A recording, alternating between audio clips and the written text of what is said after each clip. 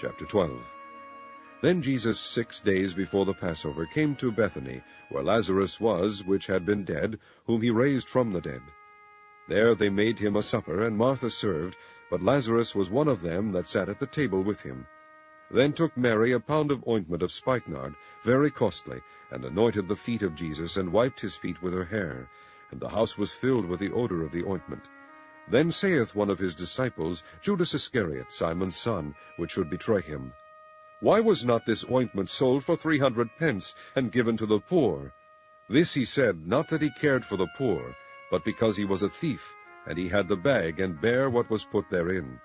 Then said Jesus, Let her alone. Against the day of my burying hath she kept this. For the poor always ye have with you, but me ye have not always.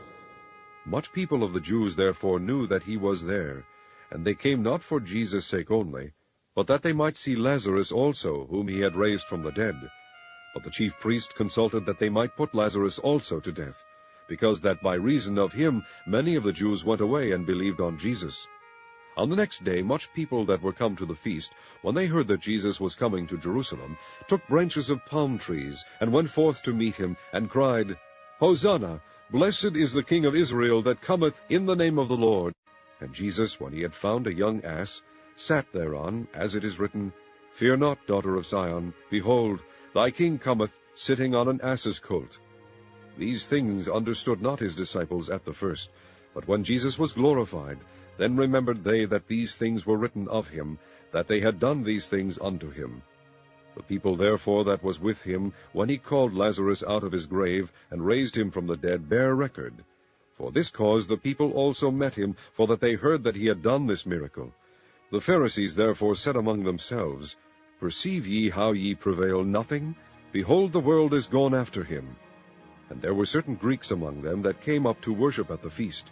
The same came therefore to Philip, which was of Bethsaida, of Galilee, and desired him, saying, Sir, we would see Jesus. Philip cometh and telleth Andrew, and again Andrew and Philip tell Jesus. And Jesus answered them, saying, The hour is come that the Son of Man should be glorified. Verily, verily, I say unto you, except a corn of wheat fall into the ground and die, it abideth alone. But if it die, it bringeth forth much fruit.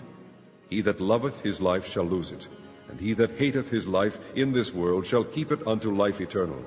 If any man serve me, let him follow me. Where I am, there shall also my servant be. If any man serve me, him will my Father honor. Now is my soul troubled, and what shall I say? Father, save me from this hour. But for this cause came I unto this hour. Father, glorify thy name. Then came there a voice from heaven, saying, I have both glorified it, and will glorify it again. The people therefore that stood by and heard it said that it thundered. Others said, An angel spake to him. Jesus answered and said, This voice came not because of me, but for your sakes. Now is the judgment of this world. Now shall the prince of this world be cast out. And I, if I be lifted up from the earth, will draw all men unto me. This he said, signifying what death he should die.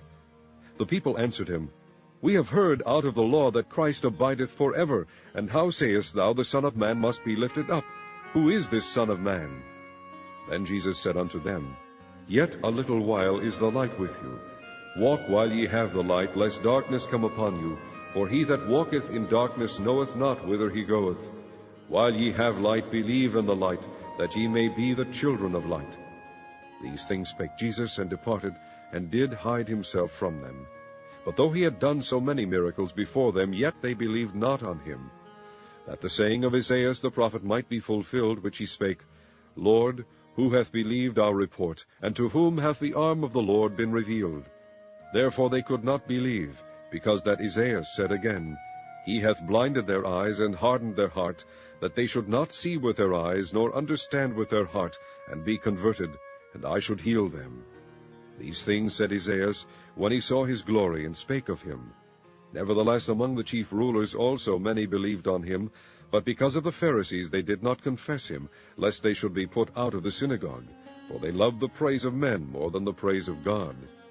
Jesus cried and said, He that believeth on me believeth not on me, but on him that sent me. And he that seeth me seeth him that sent me. I am come a light into the world, that whosoever believeth on me should not abide in darkness. And if any man hear my words, and believe not, I judge him not. For I came not to judge the world, but to save the world.